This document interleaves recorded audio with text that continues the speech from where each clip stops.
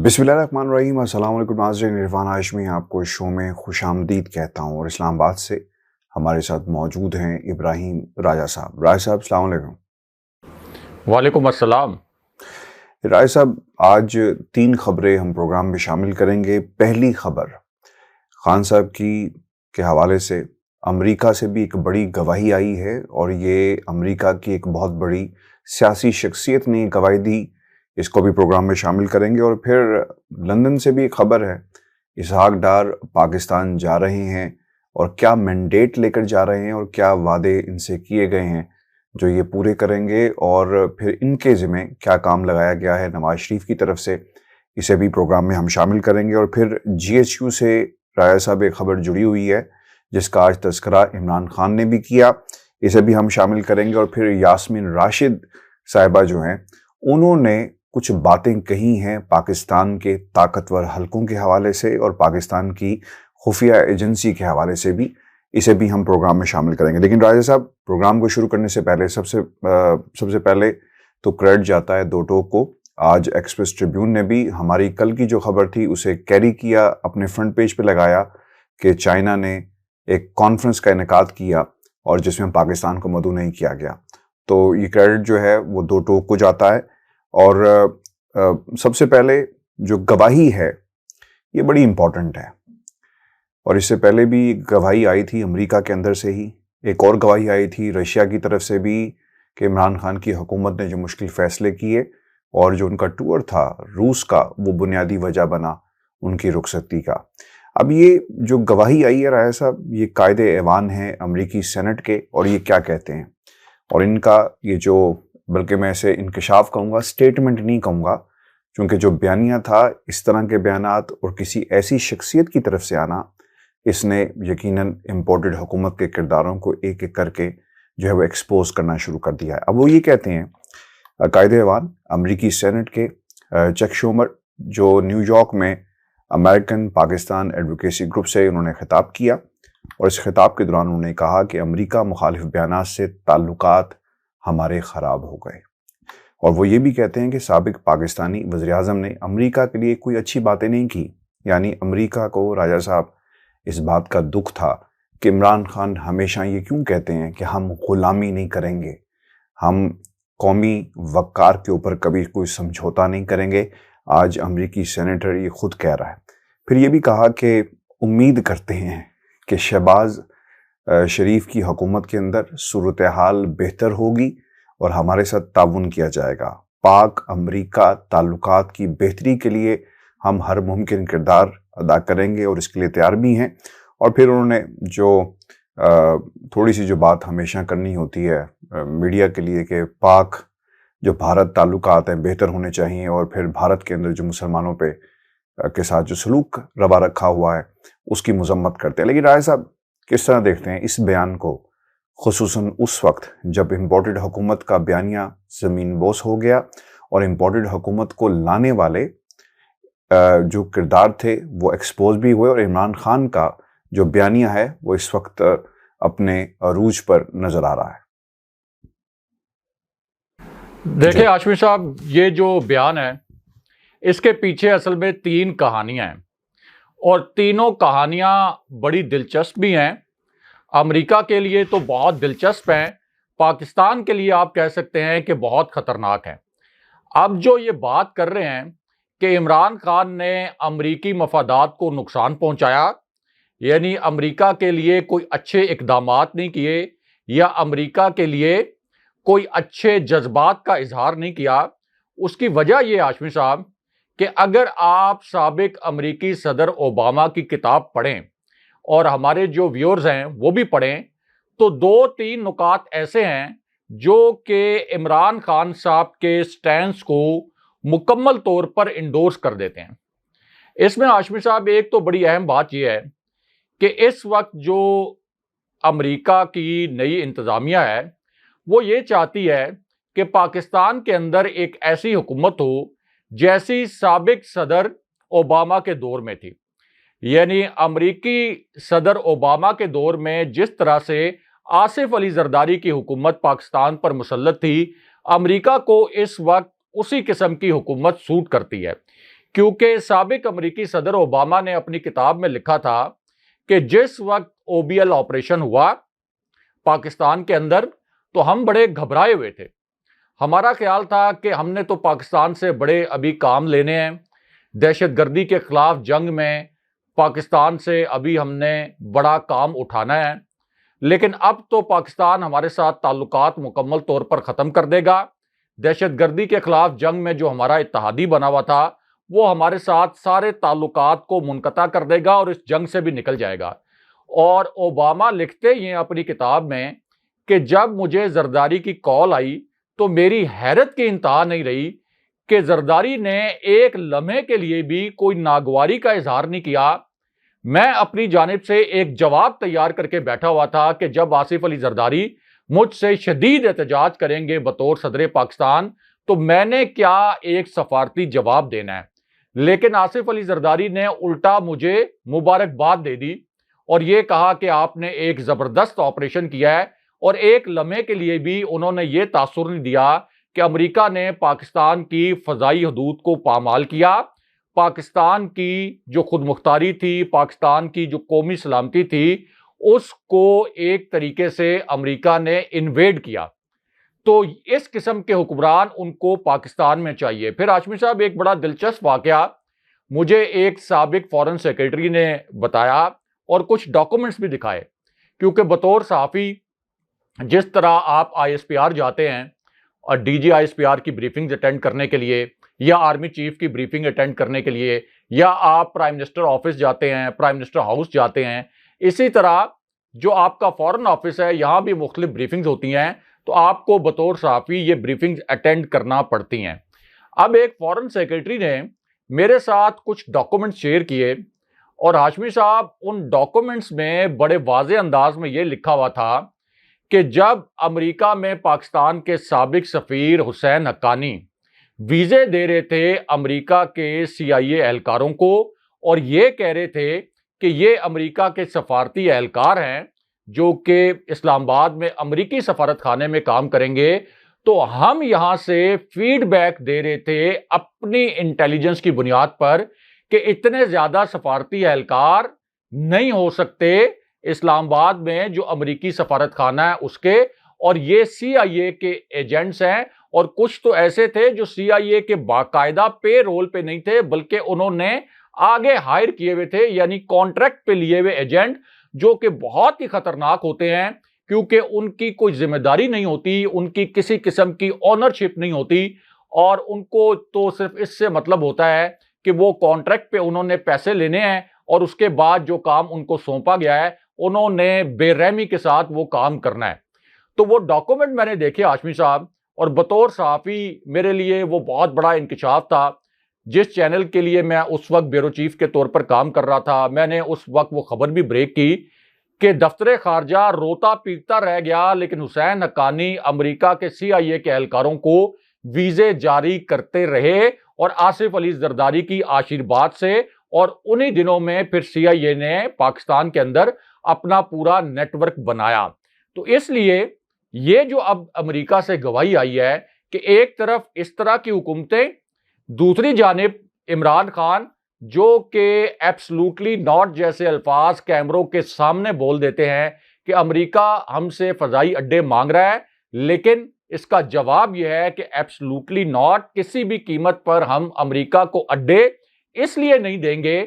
कि इससे पाकिस्तान में दहशतगर्दी होगी, पाकिस्तान में दहशतगर्दी की जंग वापस आ जाएगी, इसलिए नहीं कि हम अमेरिका से दोस्ती नहीं करना चाहते। अमेरिका एक सुपर पावर है, अमेरिका से हम ताल्लुकात रखना चाहते हैं, अमेरिका से दोस्ती रखना चाहते हैं, लेकिन अमेरिका की गुलामी इस तरह से नहीं करना चाहते कि अमेरिकी मफादात तो पूरे हो जाएं और पाकिस्तान के जो मफादात हैं वो इतने बुरे तरीके से कॉम्प्रोमाइज हों कि इससे पहले 110 अरब डॉलर का अमेरिकी जंग में जो हम गए थे साबिक सदर परवेज मुशर्रफ के दौर में, 110 अरब डॉलर का हमने नुकसान करवा लिया और 70,000 जानों का हमने नुकसान करवा लिया। तो इमरान खान साहब ने अपनी फौज को दोबारा से दहशतगर्दी के खिलाफ जंग में धकेलने से बचाने के लिए ये एब्सोल्युटली नॉट का जो एक नैरेटिव बिल्ड किया था, उसकी असल में ये अब बात हो रही है कि अमेरिकी मफादात को नुकसान पहुंचाया। लेकिन इसको इस तरह से देखने की जरूरत है कि इमरान खान साहब ने पाकिस्तान और पाकिस्तानियों के मफादात को मुकद्दम रखते हुए, पाकिस्तानियों के मफादात का तहफ़्फ़ुज़ करते हुए अमेरिकी मफादात को पूरा नहीं किया। लेकिन जाहिर है कि अमेरिकी इसको अपनी ऐनक से देखते हैं। वो ये समझते हैं कि इमरान खान साहब ने हमारे मफादात को पूरा नहीं किया। तो अमेरिका वाले जो हैं वो अपने मफादात के तहत तो अपने मौक़िफ़ में बिल्कुल ठीक है, उनका मौक़िफ़ यही होना चाहिए क्योंकि उनको तो अपने मफादात अजीज हैं। लेकिन इसमें जो बहुत शर्मनाक बात है वो पाकिस्तान के लिए, पाकिस्तानियों के लिए और पाकिस्तान के जिम्मेदारों के लिए है कि हमें भी जिस तरह से अमेरिका ने अपने मफादात देखे, हमें भी उसी तरह अपने मफादात देखने चाहिए थे। और जब खान साहब ने हमारे मफादात का तहफ़्फ़ुज़ के लिए, उसके तहफ़्फ़ुज़ के लिए आलमी इस्टेब्लिशमेंट के साथ जब वो हेड ऑन हुए थे, तो फिर पाकिस्तान के कौमी सलामती के इदारों को पूरे तरीके से इमरान खान साहब के साथ खड़े हो जाना चाहिए था। क्योंकि खान साहब का एक नुक्ता समझने वाला है कि जिस तरीके से अमेरिका ने इमरान खान साहब की हुकूमत एक साजिश के जरिए गिरा दी है, अब इसके बाद कोई भी हुक्मरान अमेरिका के जो गैर कानूनी अहकामात हैं या ऐसे अहकामात जिनमें पाकिस्तान के मफादात के ऊपर समझौता हो रहा हो और अमेरिकी मफादात पूरे हो रहे हों, उन अहकामात को ना मानने की जुर्रत नहीं करेगा। यानी अमेरिका को कभी भी इनकार करने की जुर्रत नहीं करेगा क्योंकि उसको पता होगा कि अगर इमरान खान की हुकूमत अमेरिका ने गिरा दी है तो फिर मेरी भी हुकूमत नहीं बच सकती। इसलिए हमेशा के लिए ये जो एक काम हुआ है कि अमेरिकी दबाव के सामने हमारे इदारे इमरान खान साहब के बकौल जो झुके हैं, उसके बाद अब किसी भी सूरत कोई भी प्राइम मिनिस्टर आलमी एस्टेब्लिशमेंट के सामने खड़े होने की जुर्रत नहीं करेगा। और इसमें हाशमी साहब एक वीडियो भी जो वायरल है वो भी आपकी नज़र से गुजरी होगी, हमारे व्यूअर्स की नज़र से भी गुजरी होगी, हिना रब्बानी खर की, जिनसे अल जजीरा का एक एंकर एक इंटरव्यू ले रहा है और उस इंटरव्यू में वो ये कह रहा है कि अमेरिका के जो ऑफिशियल डॉक्यूमेंट्स लीक हुए हैं उनके मुताबिक साबिक पाकिस्तानी प्राइम मिनिस्टर यूसुफ रजा गिलानी ने यह कहा था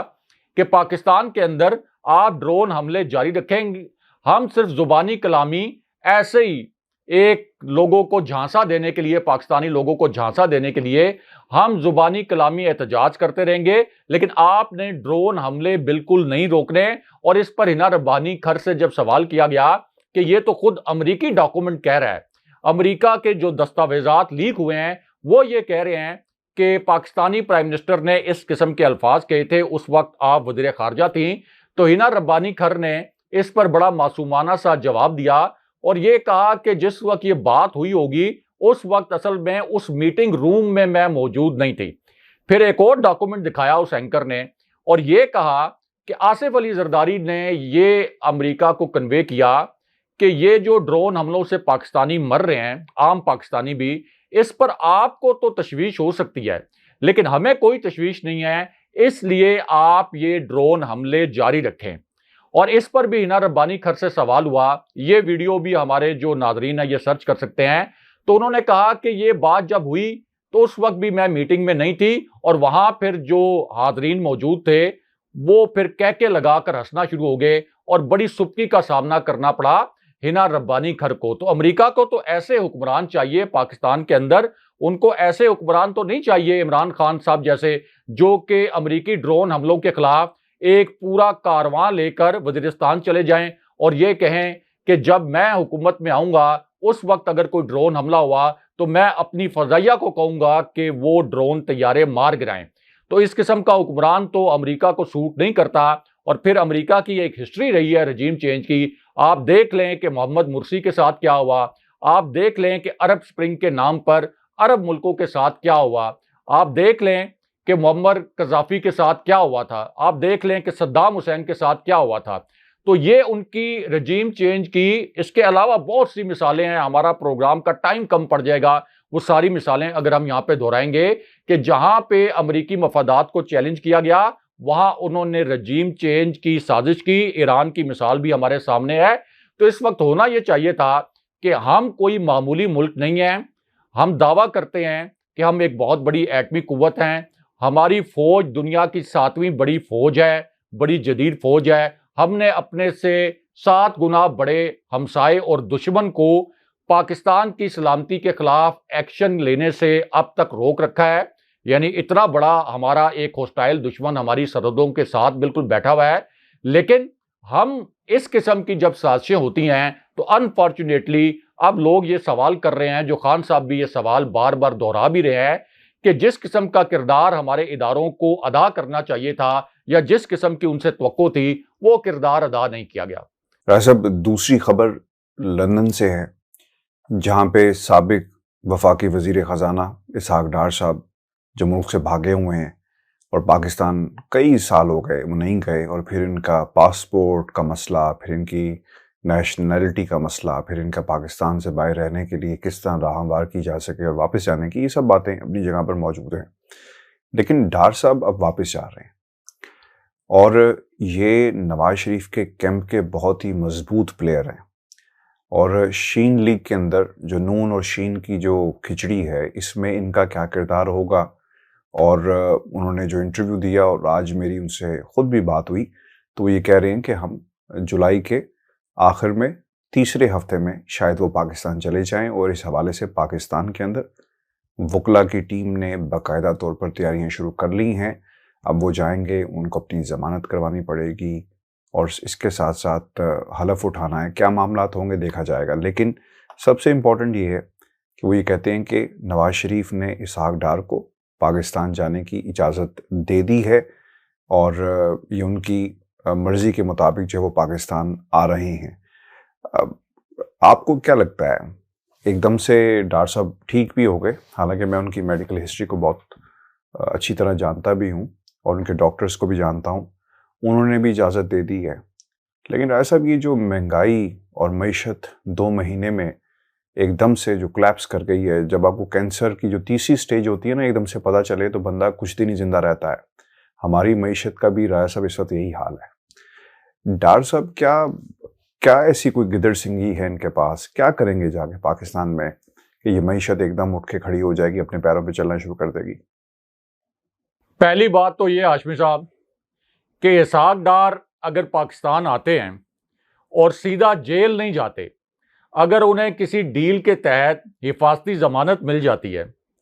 तो फिर तो चीफ जस्टिस बंदयाल साहब को और सुप्रीम कोर्ट के जो दीगर जज साहिबान हैं, इनको अदालत के कमरे से बाहर निकलना चाहिए और अदालत को ताले लगा देने चाहिए। इसके साथ साथ जितने भी आपके हाई कोर्ट्स हैं, जितनी एहतसाब की अदालतें हैं, जितनी झैली अदालतें हैं, उन सब के शटर डाउन करें। जैसे रात के टाइम दुकानों के शटर डाउन होते हैं, इसी तरह इन अदालतों को दुकानों में बदल दें और इनके शटर डाउन करें, इन पे ताले लगाएं, और उसके बाद मुकम्मल तौर पर पाकिस्तान का जो अदालती निज़ाम है उसको ठप कर दें।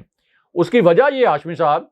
कि इसहाक डार के ऊपर फर्द जुर्म भी आयद हुई थी, और पिछले 5 साल से जब भी अदालत ने उनको बुलाया, उनके वकला अदालत में पेश होकर यह कहते रहे कि इसहाक डार बहुत शदीद अलील हैं, वो बिल्कुल ट्रैवल नहीं कर सकते, इस वजह से इसहाक डार पाकिस्तानी अदालतों का सामना नहीं कर सकते। 5 साल तक इसहाक डार की ये बीमारी चलती रही, ये नाम नहाद बीमारी। हालांकि सबको पता है कि उन्होंने सियासी पनाह की दरख्वास्त भी दे रखी थी, और पाकिस्तान में किस तरीके से वो शाहिद खाकान अब्बासी का तैयारा, जब वो प्राइम मिनिस्टर थे तो खिलाफ ज़ाब्ता इस्तेमाल करते हुए पाकिस्तान से फरार हो गए थे। अब मैंने उनका एक इंटरव्यू जो BBC ने किया है उसका मतन पढ़ा है, और उसमें सवाल उनसे किया गया उनकी सेहत के हवाले से। तो इसहाक डार कहते हैं कि मुझे डॉक्टर्स ने कहा है कि मैं 10 दिन के अंदर मुकम्मल फिट हो जाऊंगा। यानी 5 साल से एक बीमारी उनको ऐसी थी जिसकी वजह से वो पाकिस्तान आकर अदालतों का सामना नहीं कर रहे थे। जैसे ही एक डील हुई है, और उस डील के तहत, उस साजिश के तहत शहबाज शरीफ एंड कंपनी और ये पूरा करप्ट टोला पाकिस्तान के ऊपर मुसल्लत किया गया, तो इसहाक डार मुकम्मल तौर पर ठीक हो गए, और अब 5 साल के बाद पाकिस्तान के ऊपर एक ब्रीफ केस लेके आएंगे, वाइस राय के तौर पर यहां मुसल्लत हो जाएंगे। तो फिर हमारा अदालत का और कानून का निज़ाम किधर है? यहां पे जो लोग आपने जेलों में डाले हुए हैं उन सबको भी निकालें, बाहर करें, जेलों के दरवाजे खोल दें, जेलों की जो बैरकें हैं उनको तोड़ें, बाहर निकाल दें उनको, कि आपका असूल पाकिस्तान में यह है कि जो जितना बड़ा चोर है उसको आप उतना बड़ा रिलीफ देंगे, उतनी आसानी से वो रिलीफ ले लेगा। ये अदालतें, ये सुप्रीम कोर्ट, ये हाई कोर्ट, ये झैली अदालतें और पाकिस्तान का पूरा कानूनी निजाम, ये एस्टेब्लिशमेंट, ये FIA, ये इंटीरियर मिनिस्ट्री, सब उसके सामने झुक जाएंगे। तो मैसेज ये है कि आप डील करें, करप्शन करें और बहुत बड़े लेवल पर करप्शन करें, और उसके बाद आपको अगर एक मर्तबा आपके ऊपर कभी कानून हाथ डाल दे, आप बाहर चले जाएं, उसके बाद दोबारा डील करें और वो सारी अपनी जो स्लेट है उसको साफ करवा के, अपनी तख्ती को साफ करवा के आप दोबारा से पाकबाज बनकर इस कौम पर मुसल्लत हो जाएं। फिर हाशमी साहब, ये एस्टेब्लिशमेंट का भी बड़ा इम्तहान है, क्योंकि वो ब्रीफिंग जो है army chief general Qamar Javed Bajwa की, उसमें तो उन्होंने ये कहा था कि इसहाक डार ने पाकिस्तान को माशी तौर पर दिवालिया कर दिया। और साबिक DG ISPR general Asif Ghafoor की एक ब्रीफिंग जो मैंने अटेंड की थी, उसमें उन्होंने कहा था कि इसहाक डार ने एक मसनूई तरीके से मईशत को जो कंट्रोल करने की कुछ अरसे के लिए कोशिश की थी, पाकिस्तान की मईशत को उसकी वजह से कैंसर हो गया क्योंकि कोई माशी इस्लाहत नहीं की गई थी। ये साबिक DG ISPR general Asif Ghafoor, जो कि उस वक्त मेजर जनरल थे और अब लेफ्टिनेंट जनरल बन चुके हैं, ये उनके अल्फाज थे जो मेरी मौजूदगी में और 4-5 और साफियों की मौजूदगी में उन्होंने कहे थे। तो अब वही इसहाक डार, जिनके ऊपर फर्द जुर्म आयद हो चुकी है, वो अब इंटरव्यूज दे रहे हैं और पाकिस्तानी अवाम का मुंह चिढ़ा रहे हैं, सुप्रीम कोर्ट का मुंह चिढ़ा रहे हैं और ये कह रहे हैं कि रोक सको तो रोक लो, अब मैं वापस आ रहा हूं, ना मुझे कोई गिरफ्तार कर सकता है क्योंकि मेरी और नवाज शरीफ की और शहबाज शरीफ की डील हो गई है। तो अगर इसहाक डार आते हैं और उनके खिलाफ मुकदमात में कानूनी कार्रवाई अपने मंतकी अंजाम तक नहीं पहुंचती, तो फिर चीफ जस्टिस साहब को यह समझ लेना चाहिए और एक मरतबा फिर वो रिपोर्ट भी पढ़ लेनी चाहिए जिसमें पाकिस्तानी अदलिया को 130वें नंबर से भी नीचे फेंका गया था, और ये इसहाक डार वाले केस में तो शायद अब हमारी अदलिया कोई 140वें नंबर पर चली जाए। साहब, यास्मीन राशिद साहिबा ऑब्वियसली बहुत ही एग्रेसिव रोल रहा है उनका पिछले 1.5 माह के अंदर, जो लॉन्ग मार्च था उसके मौके पर भी, और उनकी गाड़ी पर हमला भी किया गया, और एक एग्रेसिव सियासतदान के तौर पर पाकिस्तान तहरीक इंसाफ में उनका जो रोल है बहुत ही इफेक्टिव हमने पिछले 1.5 माह के अंदर देखा। अब उन्होंने एक बयान दिया है और ब्रिगेडियर राशिद के किरदार के हवाले से उन्होंने कुछ तनकीद की है कि इलेक्शन के अंदर, ज़िमनी इंतखाबात के अंदर बाकायदा कहीं ना कहीं इनका रोल पाया जाता है। हुकूमत से बाहर हैं और पाकिस्तान के ताकतवर हल्के खान साहब न्यूट्रल्स को बार बार मुखातिब करते हैं। आपको लगता है कि कॉन्टिन्यूटी है और ये रुकेगी नहीं, नाम लिया जाएगा आइडेंटिफाई करके, और जिस तरह यास्मीन राशिद साहिबा की तरफ से ब्रिगेडियर राशिद का नाम लिया गया है? देखें हाशमी साहब, एक तो ये खबर कोई जराए से तो नहीं आई, ना ही ऐसा है कि तहरीक इंसाफ ने किसी निजी महफिल से इस खबर को लीक किया हो। यास्मीन राशिद साहिबा ने कैमरों के सामने ये अल्फाज बोले कि न्यूट्रल्स को अब इलेक्शन के मामले में कम से कम न्यूट्रल जरूर रहना चाहिए, लेकिन हमें पता है कि न्यूट्रल्स इस वक्त न्यूट्रल नहीं है। और फिर उन्होंने हाजिर सर्विस फौजी ऑफिसर का नाम लिया। नाम लेने के बाद उन्होंने कहा कि ये जो ब्रिगेडियर राशिद हैं, ये हमारे लिए यानी तहरीक इंसाफ के लिए ज़िमनी इंतखाबात में मुश्किलात पैदा कर रहे हैं और पूरी इंतज़ामिया को इन्होंने अपने साथ मिला लिया है। अब यास्मीन राशिद का ये स्टेटमेंट चूंकि कैमरों के सामने आया है और वो बड़े वसूख के साथ ये बात कर रही हैं, तो इस पर बहुत ज़रूरी है कि DG ISPR की जानिब से एक वजाहती बयान आए। यानी अगर तो यास्मीन राशिद का ये बयान गलत है तो इसको DG ISPR इसकी वजाहत करें, और अगर वो ये समझते हैं कि इस बयान की तहकीकात होनी चाहिए तो इसकी तहकीकात करवाई जाएं। लेकिन इसके ऊपर खामोश अगर रहेगा ISPR और ताकतवर हल्के एस्टेब्लिशमेंट फौजी क़यादत की जानिब से, ISPR की जानिब से कोई बयान नहीं आएगा, तो फिर कई सवालात उठेंगे। और उसकी वजह यह है कि आज एक हाजिर सर्विस फौजी ऑफिसर का नाम लिया गया है, अगर इसकी वजाहत नहीं आएगी तो कल अगर कोई और शिकायत आई तो फिर दूसरे किसी ऑफिसर का नाम लिया जाएगा, उसके बाद तीसरे ऑफिसर का नाम लिया जाएगा। तो ये तो हमारी फौज को कभी भी सूट नहीं करता कि हमारी फौज के ऊपर इस तरह से उंगलियां उठें, खास तौर पर जब ये फौज क्लेम कर रही है कि हम ज़िमनी इलेक्शन के मामले में मुकम्मल तौर पर न्यूट्रल हैं। तो इस न्यूट्रल होने का जो एक्सप्रेशन है, इसको फिर साबित करने के लिए ये यास्मीन राशिद के जो इल्जामात हैं, इसकी वजाहत आनी चाहिए, चाहे ये खबर की सूरत में आए, चाहे ये ट्वीट की सूरत में आए, चाहे प्रेस कॉन्फ्रेंस की सूरत में आए। इसके ऊपर खामोश रहना कोई ऑप्शन नहीं है, क्योंकि अगर खामोश रहेंगे तो उसका मतलब यह है कि मजीद सवालात खड़े होंगे। और इसमें वैसे अगर इनकी खामोशी है तो उससे उल्टा इमरान खान साहब के नैरेटिव को ही फायदा होगा और यास्मीन राशिद साहिबा का जो मौकफ है वो सच लगने लगेगा। तो इसलिए बहुत जरूरी है कि अगर फौजी अफसरान की साख पर सवालात खड़े हो रहे हैं तो उनके जवाबात दिए जाएं, ताकि अगर कहीं किसी जगह पर गलत फहमी है तो वो गलत फहमी दूर हो। और अगर वाकई ही कोई हाजिर सर्विस फौजी ऑफिसर इस किस्म का गैर आईनी और गैर कानूनी काम कर रहा है तो उसकी फिर सरजनिश होनी चाहिए। वैसा खान साहब ने भी खिताब किया, प्रेस कॉन्फ्रेंस थी उनकी, और इस प्रेस कॉन्फ्रेंस में उन्होंने पाकिस्तान के माशी हालात का एक जायज़ा लिया है। IMF दौर के उन हालात का भी जायज़ा लिया जिसमें IMF कहता रहा कि प्राइसेस बढ़ाई जाए, मुआहदा उनके साथ भी था, उसका तज़किरा किया। और फिर वो ये भी कहते हैं कि हुकूमत के 60% लोग जो हैं वो इस वक्त ज़मानतों के ऊपर हैं, और जो 3.5 साल की कारकर्दगी पाकिस्तान तहरीक इंसाफ की थी उसका एक कंपैरेटिव एनालिसिस उन्होंने किया 2 महीने की कारकर्दगी जो इसे इम्पोर्टेड हुकूमत की है। मुल्क के अंदर साजिश की गई, किस तरह किरदारों को लाया गया, उसका भी तज़किरा किया कि अगर आप नहीं कर सकते थे, साजिश क्यों की गई, क्यों बिठाया गया। और जो सबसे इम्पोर्टेंट जो बात कही गई है ना राय साहब, आज उन्होंने एक बार फिर पाकिस्तान के ताकतवर हलकों, GHQ और न्यूट्रल्स को मुखातिब करके कहा कि हम तो आपको पहले दिन से कह रहे थे। और खान साहब, राय साहब बार बार न्यूट्रल्स को बुला रहे हैं, पुकार रहे हैं,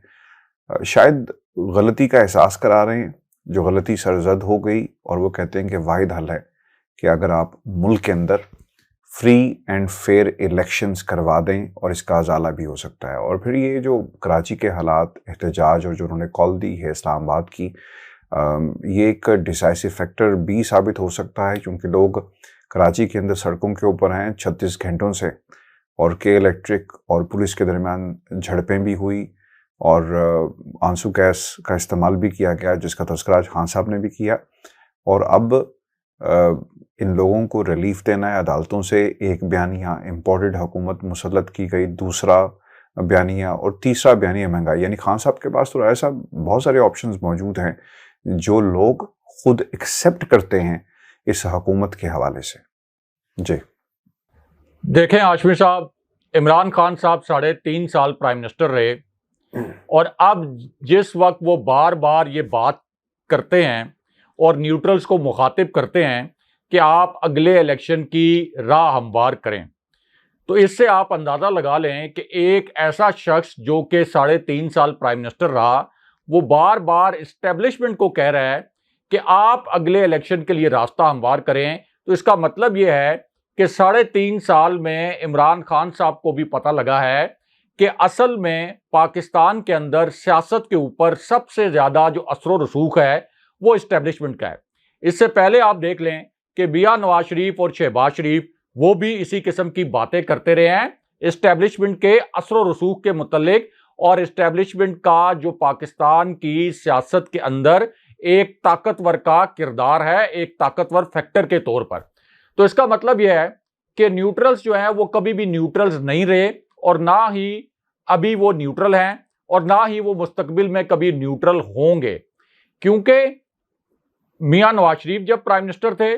शहबाज शरीफ अभी प्राइम मिनिस्टर हैं, दरमियान की टर्म में शाहिद खाकान अब्बासी और फिर इमरान खान साहब। तो अगर आप इन सब के बयानात देख लें, चाहे ये लोग ऑपोजिशन में हों, चाहे ये लोग हुकूमत में हों,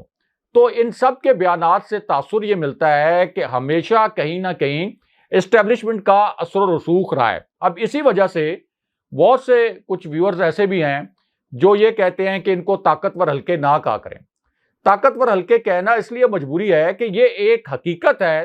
कि पाकिस्तान की सियासत पर सबसे ज्यादा असर रसूख इन्हीं का है। अब चूंकि सबसे ज्यादा असर रसूख इनका है, और एक ऐसी सूरत हाल में जब ये ऑलमोस्ट साबित हो चुका है और अवाम इस बात पर कायल हो चुकी है कि इमरान खान साहब की हुकूमत को एक बैरूनी साजिश के जरिए गिराया गया था और उसमें कुछ अंदरूनी किरदार भी थे। फिर यह भी साबित हो गया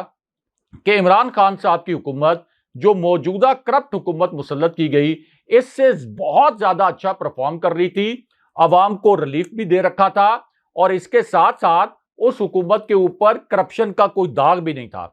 तो इस वजह से यानी एक तो खान साहब की हुकूमत अमरीकी साजिश के जरिए गिराना, उसके बाद एक ऐसे टोले को मुसल्लत करना जो कि अदालतों से